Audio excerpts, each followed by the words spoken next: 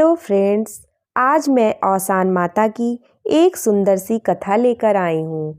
एक राजा रानी थे, उनकी कोई संतान नहीं थी। राजा और रानी के यहाँ पर एक दासी थी। वह दासी बहुत ही ईमानदार थी। राजा रानी दासी से बहुत ही प्रेम करते थे। एक समय की बात है कि राजा सुबह सुबह घर के दरवाजे पर बैठा हुआ था। जब राजा दरवाजे पर बैठा था तब वहाँ पर एक जमादार झाड़ू लगा रहा था। जमादार ने जब राजा की शक्ल देखी तब जमादार वहाँ के आसपास के लोगों से कहने लगा कि आज का दिन मेरा पूरा बेकार जाने वाला है, क्योंकि एक निसंतान राजा का चेहरा मैंने देख लिया है। यह बात राजा के कानों तक पहुँच गई, जिसके बाद राजा को बहुत ही बुरा लगा।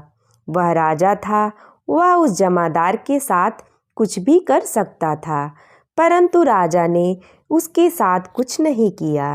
राजा घर के अंदर गया और बहुत ही परेशान रहने लगा। दासी ने राजा का जब उतरा हुआ चेहरा देखा तब दासी राजा से कहने लगी कि तुम बहुत परेशान दिखाई दे रहे हो, तुम्हें किस बात का दुख है। जब राजा ने दासी से पूरी बात कही तब दासी राजा से कहने लगी, अब तुम किस बात की चिंता मत करो, तुम्हारे संतान अवश्य हो जाएगी। ऐसा कहने के बाद दासी रानी के पास गई तो रानी उसे कहा कि राजा संतान के कारण बहुत ही दुखी है। रानी कहने लगी, राजा ही नहीं, मैं भी बहुत दुखी हूँ, परंतु मैं क्या कर सकती हूँ। दासी ने रानी से कहा कि रानी किसी प्रकार की चिंता मत करो। दासी मैं रानी से कहा कि तुम राजा से कहना कि मैं गर्भवती हूँ। इसके बाद दासी राजा के पास जाती है और राजा से कहती है कि तुम्हारी रानी गर्भ से है, तुम्हारे संतान होने वाली है। राजा यह सुनकर बड़ा खुश हुआ, परंतु दासी राजा से कहने लगी कि खुश होने की आवश्यकता नहीं है। जब तक तुम्हारी संतान बड़ी नहीं हो जाती तब तक तुम अपनी संतान का मुख नहीं देख सकते हो। राजा आश्चर्य में पड़ गया और दासी से कहने लगा कि ऐसा क्यों। तब दासी जी ने कहा कि यदि तुमने अपनी संतान का चेहरा देखा तो उसकी मृत्यु हो जाएगी। राजा ने दासी से कहा कि ठीक है, मैं अपने पुत्र का चेहरा नहीं देखूंगा। धीरे धीरे समय बीतने लगा। 4 से 5 महीने बाद रानी बड़ी चिंतित होने लगी, क्योंकि रानी ने राजा से गर्भवती होने की बात कही थी। रानी सोचने लगी कि मेरे पेट में अभी कुछ भी नहीं है। मैंने दासी की बात मानकर राजा से गर्भवती होने की बात कही थी। जब राजा को पता चलेगा कि मैं गर्भ से नहीं हूँ तो वह बहुत दुखी और क्रोधित होंगे। रानी दासी से कहने लगी कि राजा को पता चलेगा तब क्या होगा। तब दासी रानी से कहने लगी कि तुम किसी बात की चिंता मत करो, सब ठीक हो जाएगा। धीरे धीरे समय बीतने लगा। 9 महीने के बाद रानी को और भी चिंता होने लगी। 9 महीने के बाद दासी ने और रानी ने मिलकर राजा से यह कह दिया कि एक सुंदर पुत्र ने जन्म लिया है। तब राजा बहुत ही खुश हुआ था।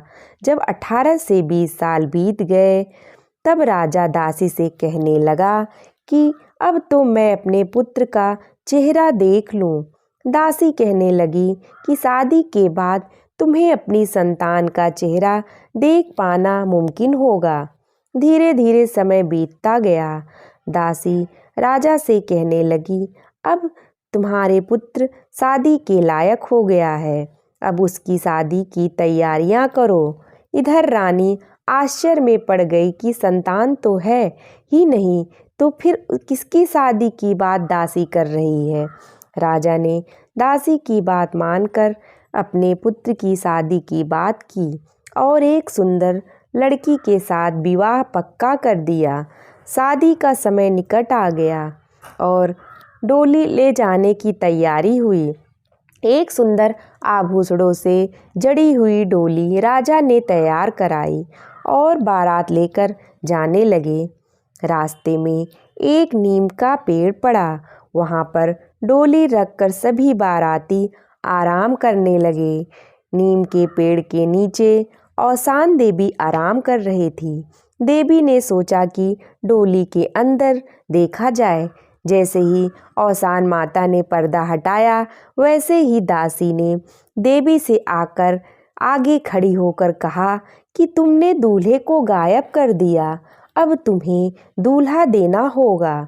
देवी कहने लगी कि यह कहाँ की समस्या आ गई है, मैंने तो दूल्हे को गायब ही नहीं किया। परंतु दासी औसान देवी के चरणों में गिर गई और रोने लगी कि यदि दूल्हा वापस नहीं आया तो राजा रानी को आत्महत्या करनी पड़ेगी और सभी बारातियों को बड़ा दुख होगा। औसान देवी ने दासी की बात सुनकर एक सुंदर दूल्हे को उत्पन्न किया। इसके बाद बारात लड़की के घर पर पहुंची और वहां पर सुंदर दूल्हे से उस लड़की की शादी हुई और शादी होने के बाद दूल्हा दुल्हन की डोली लेते हुए बारातियों के साथ अपने नगर को प्रस्थान कर रहे थे। दासी पहले ही रानी के पास पहुंची और रानी से कहने लगी कि बारात आने वाली है, तुम स्वागत की तैयारियां करो। रानी बड़ी आश्चर्य में थी कि मेरी तो कोई संतान ही नहीं थी। फिर दासी रानी से कहने लगी कि तुम चिंता मत करो, एक सुंदर दूल्हे के साथ लड़की का विवाह हुआ है और वह सुंदर दूल्हा तुम्हारा लड़का है। फिर उसने रास्ते की सारी बात रानी को बताई। इसके बाद रानी ने निश्चय किया कि वह औसान देवी की पूजा, व्रत और कथा अवश्य करेगी। जब बारात घर पर आई तो बारात का बड़ा स्वागत किया गया और इसके बाद रानी ने औसान देवी का व्रत करना प्रारंभ किया और औसान देवी की पूजा की। जो भी सुहागन औसान देवी की पूजा सच्चे मन से करती है, उसकी सारी मुरादें औसान माता जरूर पूरी करती हैं। निसंतान को संतान देती है और उसकी सुहाग की रक्षा करती है। बोलो औसान माता की जय।